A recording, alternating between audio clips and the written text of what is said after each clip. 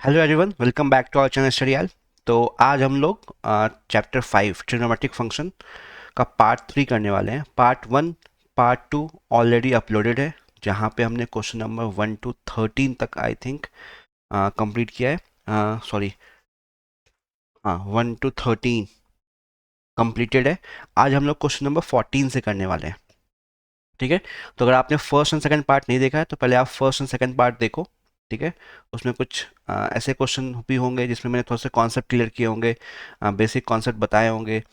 तो जब वो आप देखोगे तो ही आप पार्ट 3 या पार्ट 4 आगे जो भी वीडियो अपलोड होगा वो देखना। ठीक है, तो अगेन पार्ट 1 एंड पार्ट 2 को गो थ्रू करना, उसके बाद आप पार्ट 3 देखना। ठीक है, और कहीं पे कोई डाउट हो, कुछ भी हो, तो आप कमेंट सेक्शन में लिख सकते हो। आई विल ट्राई कि वो आपके नेक्स्ट वीडियो में वो क्लियर हो जाए। वो कॉन्सेप्ट हो, चाहे किसी क्वेश्चन में डाउट आ रहा था, कुछ समझ में नहीं आया था, मैं ट्राई करूँगा वो आपके कमेंट सेक्शन में ही क्लियर कर दूँ। कभी कभी नहीं हो पाता है तो वो आपका नेक्स्ट वीडियो में मैं क्लियर कर दूंगा। क्लियर है? चलो, तो part 3 chapter 5 R D Sharma chapter 5 जो है आपका ट्रिग्नोमेट्रिक फंक्शन, उसका पार्ट 3 है एमसीक्यूज एक्सरसाइज का। ठीक है, मैं यहाँ पे आपको एमसीक्यूज के सोल्यूशन प्रोवाइड कर रहा हूँ। तो एमसीक्यूज एक्सरसाइज का है ये, तो गो थ्रू करो आप सारे पार्ट्स को। ठीक है, चलो आज स्टार्ट करते हैं अगेन आपका पार्ट 3 क्वेश्चन नंबर 14 से। तो फर्स्ट क्वेश्चन आपके पास है सेक स्क्वायर एक्स गिवन है आपके पास, क्वेश्चन नंबर 14। तो सेक स्क्वायर एक्स गिवन है, sec square x is equal to 4xy upon में x प्लस वाई का होल स्क्वायर। अब यहाँ पे एक चीज देखो आप, जो सेक की जो वैल्यू होती है ना, सेक का जो रेंज होता है, अगेन ये याद होना चाहिए, ये आपका -∞ से -1, ठीक है, यूनियन 1 से इन्फिनिटी होता है। मतलब सेक की वैल्यू -1 से छोटी होगी या 1 से बड़ी होगी। ठीक है, -1 और 1 के बीच में लाइन नहीं करती है। अगर सेक का ग्राफ याद नहीं है तो ग्राफ सबसे पहले लर्न करो, सबका डोमेन और रेंज याद करो, उसके बाद ट्रिग्नोमेट्रिक फंक्शन चैप्टर करना। ये वो बेसिक रिक्वायरमेंट है। सारे आइडेंटिटीज, सारे फॉर्मूले, सबका डोमेन रेंज, ये सब याद होना चाहिए। बेसिक ग्राफ सबके याद होने चाहिए। तो यहाँ सेक स्क्वायर है, तो अगर आप सेक स्क्वायर की बात करोगे तो सेक स्क्वायर की वैल्यू, अगर सेक की वैल्यू -1 से छोटी या 1 से बड़ी, तो सेक स्क्वायर की वैल्यू 1 से बड़ी हो जाएगी हमेशा। जो सेक स्क्वायर की वैल्यू है वो हमेशा पॉजिटिव होगी और 1 से बड़ी होगी। ठीक है, इसी कॉन्सेप्ट को आप यहाँ पे यूज करोगे। ठीक है, यही कॉन्सेप्ट यहाँ पे यूज होगा। दूसरी बात, जो ऊपर 4xy नीचे x प्लस वाई है, तो ये x और y की वैल्यू जीरो नहीं हो सकती, ये भी ध्यान रखना है। क्योंकि अगर x और y जीरो हो गया, यहाँ पे x जीरो नहीं हो सकता, y जीरो नहीं हो सकता। रीजन, अगर आप x या y को जीरो करोगे तो ये टर्म जीरो हो जाएगा। ठीक है, अगर ये टर्म जीरो हो गया तो अगेन ये आपका जो सेक स्क्वायर है, जो आप बोल रहे हो 1 से बड़ी वैल्यू होगी, वो पॉसिबल ही नहीं है। ठीक है, सेक की वैल्यू -1 और 1 के बीच में आ ही नहीं सकती। तो यहाँ पे x जीरो नहीं होगा, y जीरो नहीं होगा, ये कंडीशन आपको स्टार्टिंग से पता है। ठीक है, अब हम ये कंडीशन लगाते हैं। तो ये सेक स्क्वायर एक्स गिवन है 4xy अपॉन में x प्लस वाई का होल स्क्वायर। ठीक है, ये गिवन है आपको, ये आपकी वैल्यू 1 या 1 से बड़ी वैल्यू होगी। तो x प्लस वाई का होल स्क्वायर यहाँ मल्टीप्लाई किया। अब इन इक्वालिटी में आप क्रॉस मल्टीप्लिकेशन तभी कर सकते हो जब आपको उस टर्म जिसको क्रॉस मल्टीप्लाई कर रहे हो उसका साइन पता है, आपको वो पॉजिटिव या नेगेटिव है। तो आपको ये पता है x प्लस वाई कुछ भी हो, लेकिन x प्लस वाई का जो स्क्वायर होगा वो हमेशा पॉजिटिव ही होगा, ये आपको पता है। तो आप जब क्रॉस मल्टीप्लाई करते हो इन इक्वालिटी में, अगर आपको किसी एक्सप्रेशन का, किसी टर्म का साइन नहीं पता है, वो पॉजिटिव या नेगेटिव है, तो क्रॉस मल्टीप्लाई नहीं कर सकते हो। ठीक है, तो यहाँ पे हमें पता है वो पॉजिटिव है। अगर पॉजिटिव टर्म को आप यहाँ लाके मल्टीप्लाई कर रहे हो तो उसका इनइक्वालिटी का साइन फ्लिप नहीं होगा। ठीक है, अगर ये नेगेटिव होता तो ये लेस देन इक्वल टू हो जाता, तो साइन फ्लिप कर जाता। ठीक है, अब 4xy को भी इधर ले आओ। ठीक है, 4xy को भी ले आओ, तो ये लिखा हुआ है x प्लस वाई का होल स्क्वायर -4xy। ठीक है, less than equal to zero हो जाएगा। ठीक है, देखो इस वाले टर्म को हम इधर लेके आए हैं, तो यहाँ जीरो बनेगा, तो जीरो की वैल्यू बड़ी आएगी इससे। मैंने इस वाले टर्म को इस साइड लिख दिया है बस, और कुछ नहीं किया है। ठीक है, तो ये साइन जो है मैंने फ्लिप नहीं किया है, तो ये मत सोचना कि साइन फ्लिप हो गया है। ठीक है, इस वाले टर्म को हम इधर लेके गए हैं, ठीक है, यहाँ पे जीरो बना, बस मैंने पलट के लिख दिया है ये, ठीक है। अब जब इसको सिंप्लीफाई करोगे तो ये बनेगा आपका x square plus y square plus 2xy, और ये है -4xy less than equal to zero. यहाँ से आएगा x square y square -2xy less than equal to zero. तो ये क्या आ जाएगा, ये आ जाएगा एक्स माइनस वाई का whole square less than equal to zero, ये आ गया, ठीक है। एक्स माइनस वाई का square less than equal to zero. देखो अब एक्स माइनस वाई का होल स्क्वायर ये कभी भी नेगेटिव नहीं हो सकता। Less than equal to zero का मतलब क्या हो गया, less than equal to zero का मतलब हो गया या तो नेगेटिव है, ठीक है, या जीरो के इक्वल है। तो आपको पता है ये एक्स माइनस वाई किसी भी टर्म पे स्क्वायर लगा दोगे कभी भी नेगेटिव नहीं हो सकता। तो लेस देन जीरो तो हो ही नहीं सकता, ये इक्वल टू जीरो हो सकता है। ये पॉसिबिलिटी है कि x minus y equal to zero हो जाए। तो यहाँ से क्या आ जाएगा, यहाँ से ये x is equal to y आ जाएगा, ठीक है। तो x माइनस वाई का होल स्क्वायर कभी भी नेगेटिव नहीं हो सकता है, इक्वल टू जीरो हो सकता है, इक्वालिटी लगा हुआ है तो नेगेटिव पॉसिबल ही नहीं है। तो आप इक्वल टू जीरो लेकर सॉल्व कर रहे हो तो x is equal to y आ रहा है, और स्टार्टिंग में आप बोल रहे हो x not equal to zero, y not equal to zero होगा, ठीक है। तो इसके अकॉर्डिंग आप मोस्ट अप्रोप्रिएट आंसर देखोगे तो आपका ऑप्शन बी आ जाएगा, ठीक है। ऑप्शन बी जो है आपका सही हो जाएगा यहाँ पे। अगर x is equal to y है और x not equal to zero है तो y भी नॉट इक्वल टू जीरो हो जाएगा। तो ऑप्शन बी पे आप टिक करोगे। क्लियर है, समझ में आ गया होगा। चलते हैं नेक्स्ट क्वेश्चन 15 पे। देखो 15 पे अगेन आपको 10 की वैल्यू गिवन है, cosec square x minus sec square x, इन सब की वैल्यू निकालनी है।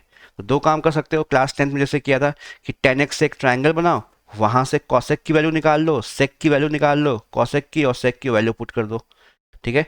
तो वही काम करते हैं जो आपने 10th में किया था, बेसिक वाला। ये 10x आपको गिवन है 1/√x, ठीक है। तो ये होता है आपका p/b।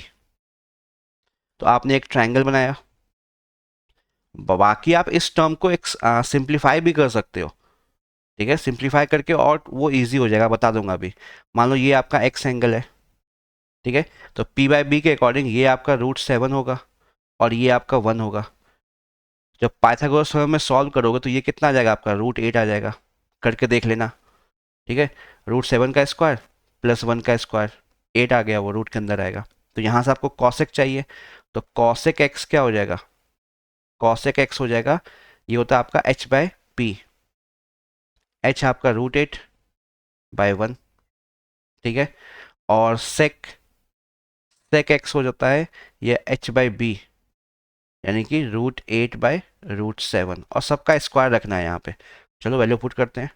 तो पहला है कॉसेक स्क्वायर एक्स, तो कॉसेक स्क्वायर एक्स मतलब √8 का स्क्वायर, तो वो हो जाएगा 8, माइनस सेक स्क्वायर एक्स मतलब √8/√7 का स्क्वायर, तो वो आ जाएगा 8/7, अपॉन में नीचे कॉसेक स्क्वायर अगेन 8 प्लस 8/7, ठीक है। तो ये सिंप्लीफाई करेंगे, ये आ जाएगा, एलसीएम लेंगे तो ये आ जाएगा 7। ये कर लेना सॉल्व आप लोग, तो 7 इंटू 8 56 माइनस 8/7, और ये 56 प्लस 8/7, तो 7 कैंसिल आउट, ऊपर आ जाएगा 56 माइनस 8 48, और नीचे 64, 8 से कट कर दो इसे, ठीक है। 16 से भी कर सकते हैं, 3 टाइम्स और 16 से 4 टाइम्स, तो 3/4 आपका आंसर आ जाएगा ए, ठीक है। तो एक तो ये अप्रोच हो गया, आपके पास 10x गिवन था, आपने ट्राइंगल से रेशियोज निकाल के कॉसेक की वैल्यू सेक की वैल्यू निकाल के ये सॉल्व कर दिया, ठीक है। दूसरा, अगर इस एक्सप्रेशन को सिंप्लीफाई कर सकते हो, tan या cot में ला सकते हो, तो वो काम भी कर सकते हो। कहने का मतलब है अगर आप जब प्रैक्टिस करोगे सही से तो आपको आइडिया लग जाएगा। जब इस टाइप का क्वेश्चन गिवन होता है तो इसको अगर 10x की वैल्यू गिवन है तो आप ट्राई करते हो कि यहाँ पे 10x बन जाए या cot x बन जाए, दोनों काम करेगा। तो देखो ये लिखा हुआ है cosec square x minus sec square x upon cosec square x plus sec square x. अगर कुछ समझ में ना आए तो साइन कॉस में चेंज कर दो, सबसे बेसिक। ऊपर नीचे हम हर एक टर्म को कॉसेक स्क्वायर से डिवाइड करते हैं, हर एक टर्म को ऊपर नीचे कॉसेक स्क्वायर से डिवाइड करते हैं। तो जब ये कॉसेक स्क्वायर एक्स से डिवाइड होगा तो ये 1 बन जाएगा, ये बनेगा sec square by cosec square x. मैं देखो मैं यहाँ पर लिख रहा हूँ sec square x by cosec square x, तो सेक स्क्वायर क्या होता है, 1/cos² अपॉन में कॉसेक स्क्वायर 1/sin स्क्वायर। तो ये साइन स्क्वायर सबसे ऊपर जाएगा, तो ये बन जाएगा sin²x/cos²x, जो कि आपका हो जाएगा tan²x। तो जहां जहां sec square by cosec square आएगा उसको आप tan² लिख सकते हो, tan²x अपॉन में, अगर ये कॉसेक स्क्वायर एक्स है वो अपॉन में डिवाइड करोगे कॉसेक स्क्वायर एक्स से तो 1 हो जाएगा, plus sine sec square upon cosec square वो tan² हो जाएगा। अब इससे क्या हुआ, ये जो आपका एक्सप्रेशन गिवन था, ये जो पूरा एक्सप्रेशन गिवन है ये वाला, ये आपका टेन में चेंज हो गया। तो टेन में या कॉट में अगर चेंज कर सकते हो तो बेटर है, क्योंकि 10x की वैल्यू गिवन है। अब वैल्यू पुट कर दो 1 माइनस tan²x, तो tan x 1/√7 है, tan² 1/7 हो जाएगा, और 1 प्लस 1/7, तो ये हो जाएगा 7 माइनस 1 6/7, और 7 प्लस 1 8/7, 7 कैंसिल आउट, 6/8, 2 से कट किया 3/4, आंसर सेम आएगा। ठीक है, तो ये चीज़ करना आना चाहिए, ये ट्रांसफॉर्मेशन आपको समझ में आना चाहिए, ये इंपॉर्टेंट है ट्रिग्नोमेट्रिक फंक्शन में या ट्रिग्नोमेट्रिक चैप्टर में। क्लियर है? चलो नेक्स्ट चलते हैं 16। देखो 16 जो क्वेश्चन है आपके पास, इसको समझना, sin² 5 डिग्री है, प्लस sin² 10 है, sin² 15 है, ये चल रहा है, sin² 85 है, एंड sin² 90 है। ठीक है, तो सबसे पहले मैं तुम्हें एक चीज लिख के दिखाता हूँ। जैसे sin 85 है, तो sin 85 को आप cos के फॉर्म में लिख सकते हो। देखो ये 5 और 85 जो है ना, ये ऐड होके 90 बन रहे हैं, तो ऐसे एंगल उठाओ। यहाँ पे 10 है, यहाँ पे कहीं पे 80 आएगा, तो 10 प्लस 80 मिलके 90 बनेगा। वैसे एंगल को हम उठा रहे हैं जो कॉम्प्लीमेंट्री है। तो 85 को आप लिख सकते हो sin 90 माइनस 5। जो 85 है इसको आप sin 90 माइनस 5 लिख सकते हो। तो sin 90 minus theta cos theta, तो ये cos 5 हो सकता है। ठीक है, तो कहने का मतलब ये जो आपका cos 5 इसको लिख सकते हो। ऐसे ही यहाँ पे जब sin 80 आएगा, sin 80 उसको आप cos 10 लिख सकते हो। ठीक है, तो ये sin 90 minus theta cos theta, sin 80 को आप cos 10 लिख सकते हो। sin 70 को आप cos 20 लिख सकते हो। ठीक है, क्यों लिख रहा हूं अभी समझ में आ जाएगा। ठीक है, इसको समझ लो पहले, अब इसी कॉन्सेप्ट को हम यूज करेंगे इस क्वेश्चन के लिए। तो जो भी कॉम्प्लीमेंट्री एंगल उसका आप पेयर कर दो। जब पेयर करोगे एक चीज और ऑब्जर्व करो, यहाँ पे आपके पास 5 से स्टार्ट हुआ है और 90 पे एंड हो रहा है, तो टोटल कितने टर्म्स होंगे, 18 होंगे। अगर समझ में नहीं आ रहा तो एपी लगा दो, ये 5 10 15 85। ठीक है, आप एपी का कॉन्सेप्ट लगा लो, आपको समझ में आ जाएगा। ठीक है, तो इसमें 18 टर्म्स हैं, जिसमें से आप देखो sin² 5 डिग्री प्लस sin² 85, ये दो टर्म हो गए। ऐसे ही आपका sin² 10 प्लस sin² 85 से पहले क्या आएगा, 80, 80 हो गया। ऐसे ही 15 है, तो sin² 15, और यहाँ पे 80 से पहले 75 प्लस sin² 75। तो ऐसे कर करके ना आपके टोटल 8 टर्म्स आ जाएंगे। ठीक है, जब आप आगे बढ़ रहे होगे तो बीच में एक sin² 45 डिग्री आएगा और एक sin² 90 बचेगा आपका। ठीक है, ऐसे आपका जैसे ये आपके दो टर्म्स हो गए, ये दो हो गए, ये दो हो गए, बीच में दो और आएंगे, ऐसे कर करके आपके 16 टर्म्स कंप्लीट हो जाएंगे। ये 17 टर्म्स है, ये 18 टर्म्स है, तो टोटल 18 टर्म्स है यहाँ पे। 18 समझ में नहीं आ रहा तो आप ये 5 है, ये 10 है, ये 15 है, देन 20 25, ऐसे करके आप एपी फ्रेम कर लो। लास्ट टर्म आपका 90 है, एन आपका 90 है, नंबर ऑफ टर्म निकाल लो आप। ठीक है, अब देखो मैंने क्या कहा, sin² 5 और sin² 85, तो 85 को आप cos के फॉर्म में लिख सकते हो। मैं बस एक को लिख के दिखा रहा हूं। तो ये sin² 5, इसको आप cos² 5 लिख सकते हो। ऐसे ही ये साइन स्क्वायर 10 है, इसको आप कॉस स्क्वायर 10 लिख सकते हो, ठीक है। और ये आगे चलेगा ऐसे ही जितने भी टर्म्स हैं। और साइन स्क्वायर 45 ये होता है 1/√2 का स्क्वायर, और साइन 90 1, 1 का स्क्वायर। अब ये क्या बनेगा, sine square theta plus cos square theta 1। ऐसे ही यहाँ पे ये क्या आ जाएगा 1।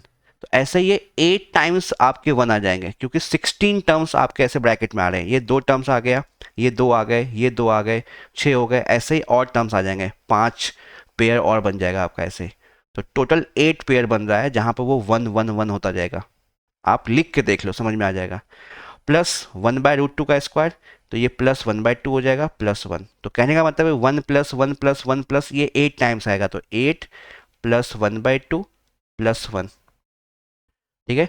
तो ये 9 + 1/2, तो 9 + 1/2 मतलब 9.5 हो जाएगा। ऑप्शन सी आपका सही हो जाएगा। क्लियर है?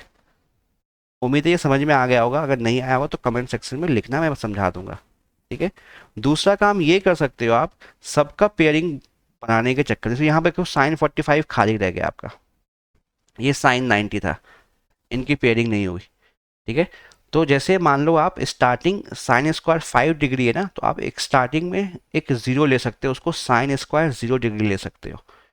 मैं लिख के बता रहा हूँ, देखो टाइम लगेगा थोड़ा सा, लेकिन समझ में आएगा। बहुत बार इन सारे कॉन्सेप्ट को हम यूज़ करते हैं, ठीक है। जैसे ये आपका साइन स्क्वायर 5 से स्टार्ट है, ठीक है, और 90 तक जा रहा है, तो 5 का पेयरिंग 85 के साथ हो गया, ठीक है।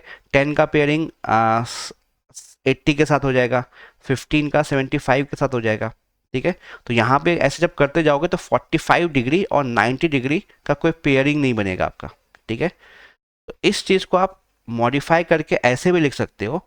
आप मान लो आपका स्टार्टिंग टर्म 0 था, 0 plus sine square 5, then sine square 10 plus sine square 15, और ये चल रहा है आपका sine square 85 and sine square 90, ठीक है। अब जीरो ऐड करोगे कोई फर्क नहीं पड़ेगा, लेकिन जीरो को आप साइन स्क्वायर 0 डिग्री लिख सकते हो, ठीक है। ये आपका साइन स्क्वायर 5 आ जाएगा, ये ऐसा ही चलेगा, ठीक है। Sign square 85 sign square 90।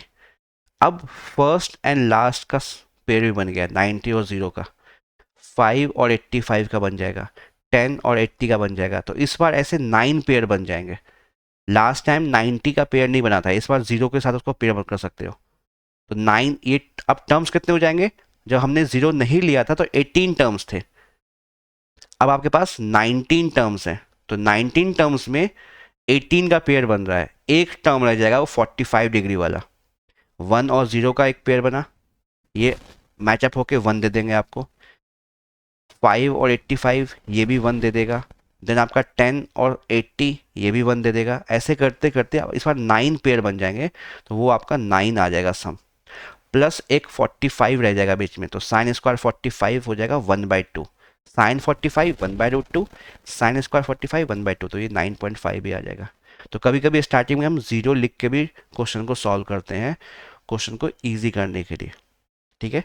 ये कॉन्सेप्ट आगे जीरो लेना ये और भी जगह यूज हो सकता है, तो ध्यान रखना, इंपॉर्टेंट है ये। चलो चलते हैं 17 पे। देखो 17 भी आपका सेम कॉन्सेप्ट पे है, बस देखने में डिफरेंट लगेगा। देखो 17 में हम क्या करते हैं ना, ये साइन स्क्वायर π/18 है, इसको हम डिग्री में चेंज कर लेते हैं। पाई मतलब 180/18, ठीक है। ये साइन स्क्वायर 180/9, ये साइन स्क्वायर 7 पाई, तो 7 × 180/18। मैं डिग्री में इसलिए चेंज कर रहा हूँ कि आपको और अच्छे से समझ में आएगा। पाई के फॉर्म में ना थोड़ा सा डिफिकल्ट होता है बच्चों को समझना। ये लिख लिया मैंने, ठीक है। तो ये कितना आ जाएगा आपका, कैंसिल आउट हो गया, साइन स्क्वायर 20, ये साइन स्क्वायर 20 आ जाएगा, सॉरी साइन स्क्वायर 10 आ जाएगा, ये साइन स्क्वायर 10 आ जाएगा। ये कितना आ जाएगा 20, ये आ जाएगा साइन स्क्वायर 20, ये साइन स्क्वायर 70, और ये 20 sine square 80, sorry sine square 80। अब सेम कॉन्सेप्ट, 10 और 80 कॉम्प्लीमेंट्री है, 20 और 70 कॉम्प्लीमेंट्री है, मतलब साइन स्क्वायर 80 को आप साइन स्क्वायर 80 को कॉस स्क्वायर, इस साइन स्क्वायर 80 को आप लिख सकते हो कॉस स्क्वायर 10, और इस साइन स्क्वायर 70 को आप लिख सकते हो कॉस स्क्वायर 20। तो sine square theta plus cos square theta same है ना, तो साइन स्क्वायर 10 मैं लिख देता हूँ इसको यहाँ पे, समझ में आ जाएगा आपको जब आप पेयरिंग करोगे। ठीक है, देखो मैं सारे स्टेप नहीं लिख रहा हूँ, वो आप खुद से लिख लेना, मैं समझा रहा हूँ। ये साइन स्क्वायर 10 और कॉस स्क्वायर 10, इसी कॉन्सेप्ट को हमने लास्ट क्वेश्चन में यूज़ किया है, और यहाँ आ जाएगा। अच्छा, इस साइन स्क्वायर 10 को भी आप चाहो तो कॉस स्क्वायर 80 लिख सकते हो, आप चाहो तो इसको कॉस स्क्वायर 80 लिख लो और इसको साइन स्क्वायर 80 रहने दो, आप चाहो तो इसको कॉस स्क्वायर 70 लिख लो, इसको साइन स्क्वायर 70 रहने दो, मतलब किसी एक को कॉम्प्लीमेंट्री वाले फॉर्म में चेंज कर देना। और दूसरा क्या आपके पास, दूसरा है sine square 20 plus cos square 70। तो sine square theta plus cos square theta 1, sine square theta plus cos square theta 1, तो ये क्या आ गया 2, तो 17 का आंसर आपके पास 2 आ जाएगा। क्लियर है, चलो चलते हैं 18 पे। तो 18 है आपके पास, आपको tan a plus cot a 4 given है, और आपसे पूछा गया है tan की पावर 4a प्लस कॉट की power 4a। Again algebraic expression में अगर हम क्लास 9 की बात करें, क्लास 8 की बात करें, तो वहाँ पे जैसे यहाँ पे tan a plus cot a is equal to 4 है, तो वहाँ पे आपने पढ़ा होगा समथिंग x प्लस 1/x 4 के इक्वल है। तो अगर वही वही एग्जैक्टली सेम चीज़ है, tan और cot एक दूसरे के रेसिप्रोकल है, अगर मान लो ये x लिखा हुआ है तो ये 1/x है, और आपसे x की पावर 4 प्लस 1/x की पावर 4 पूछा गया है, एग्जैक्टली सेम क्वेश्चन है, बस x और 1/x की जगह tan और cot लिखा हुआ है। ठीक है, तो आप क्या करते थे, आपको 10 की पावर 4 चाहिए, तो 4 कैसे मिलेगा, आप पहले यहाँ से स्क्वायरिंग करके स्क्वायर निकाल लो, फिर उसका स्क्वायरिंग कर दो। डायरेक्टली पावर 4 मत करना आप, क्योंकि इसकी आइडेंटिटी आपको याद नहीं होती है। तो पहले हम स्क्वायरिंग करते हैं इसका दोनों side, tan a plus cot a, squaring किया तो ये भी 4 का स्क्वायर हो जाएगा। स्क्वायरिंग याद रखना, इस पे सीधा स्क्वायर और इस पे स्क्वायर मत लगा देना, होल का स्क्वायर होता है।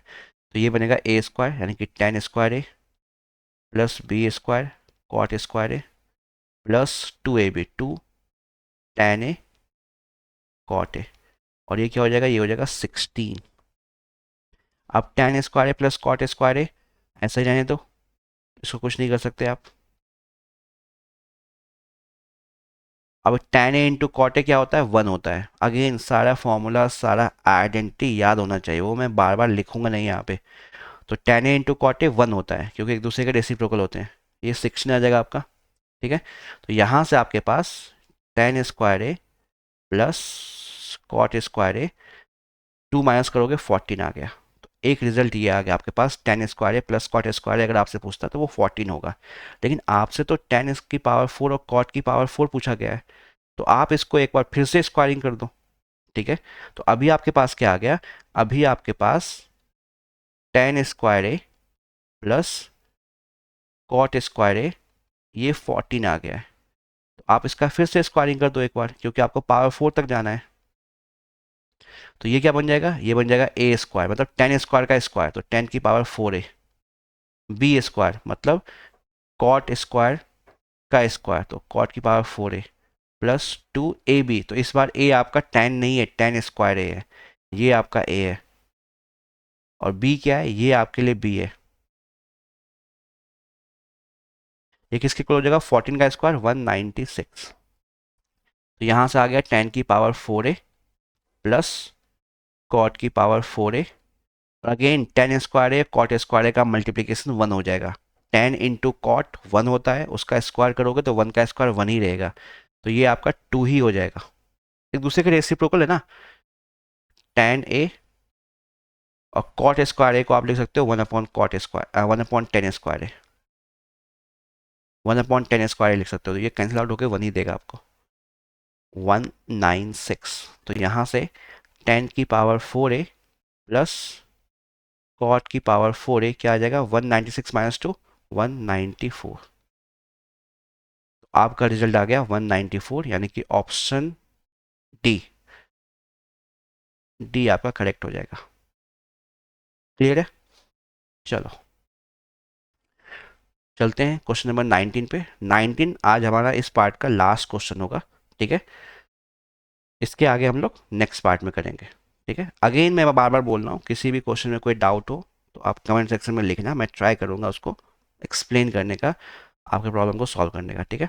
चलो, तो 19 पार्ट 1 2 3 ऑलरेडी अपलोडेड है, ये आपका, sorry part 1 and 2 already uploaded है, ये आपका पार्ट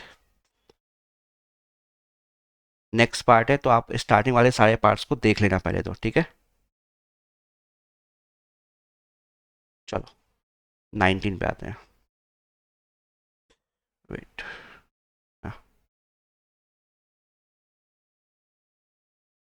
तो 19 में आपके पास कुछ नहीं है, सारी वैल्यूज पुट कर दो आप यहाँ पे। ये इक्वल टू लगा हुआ है तो मैं डायरेक्टली वैल्यू पुट कर रहा हूँ, x into sine 45 1/√2 into cos 60, तो cos 60 आपका हो जाएगा 1/2 का स्क्वायर, ठीक है। cos 60 1/2 होता था, 1/2 का स्क्वायर इक्वल टू tan 60, तो tan 60 आपका √3 होता है, तो √3 का स्क्वायर cosec 30, तो ये आपका cosec 30 आपका 2 होता है। sec 45 आपका होता है √2। cot² 30, तो cot 30 आपका होता है √3, ठीक है। तो ये आपका आ जाएगा x 1/√2 इंटू 1/4, यहाँ आ जाएगा 3 इंटू 2, नीचे आ गया √2 इंटू 3, तो ये √2 कैंसिल आउट, 3 कैंसिल आउट, तो ये 4 2 से मल्टीप्लाई होगा, तो x की वैल्यू 8 आ जाएगी, ऑप्शन सी। सिंपल सा क्वेश्चन था, ठीक है। ये क्लास 11 के लायक तो है नहीं, ये क्लास 10th में भी आ सकता है, इतना सिंपल सा क्वेश्चन है। क्लियर है? चलो, तो ये आज आपका लास्ट क्वेश्चन था। अब आगे क्वेश्चन नंबर 20 से हम नेक्स्ट पार्ट में कंटिन्यू करेंगे। अगेन सारे पार्ट को गो थ्रू करो आप, ठीक है। सीधा थर्ड पार्ट या फोर्थ पार्ट मत देखना। और अगेन आप एमसीक्यूज लगाने से पहले, मैं बार बार बोलता हूँ, आप एनसीईआरटी पहले अच्छे से कर लो, सारे फॉर्मूलेज आपको याद होने चाहिए, बेसिक कॉन्सेप्ट क्लियर होना चाहिए, उसके बाद ही आप एमसीक्यूज को टच किया करो, चाहे वो किसी भी बुक का एमसीक्यूज हो, ठीक है। सीधा आप एमसीक्यूज लगाने बैठोगे, अगर आपको फॉर्मूलेज याद नहीं है, आपके बेसिक कॉन्सेप्ट क्लियर नहीं है, तो आपको समझ में नहीं आएगा। और मैं यहाँ पर जब आपको एमसीक्यूज एक्सप्लेन कर रहा हूँ, तो ये मान के चलता हूँ कि आप एनसीईआरटी करके आए हो, आपको बेसिक फॉर्मूलाज याद हैं, बेसिक कॉन्सेप्ट आता है। क्योंकि यहाँ पे मैं आपको कॉन्सेप्ट में आपको पढ़ा नहीं रहा हूँ, कॉन्सेप्ट प्रोवाइड नहीं कर रहा हूँ, ठीक है। क्योंकि थोड़े से डिफिकल्ट क्वेश्चन है, उसका सॉल्यूशन प्रोवाइड कर रहा हूँ। जब सॉल्यूशन मैं प्रोवाइड करता हूँ तो साथ ही साथ थोड़े बहुत बेसिक कॉन्सेप्ट बताते चलता हूँ, तो थोड़े बहुत से काम चलता नहीं है मैथ्स में, ठीक है। आपको अच्छे से करना पड़ेगा। क्लियर है? चलो, तो नेक्स्ट पार्ट में हम फिर मिलेंगे, तब तक के लिए गुड बाय, टेक केयर।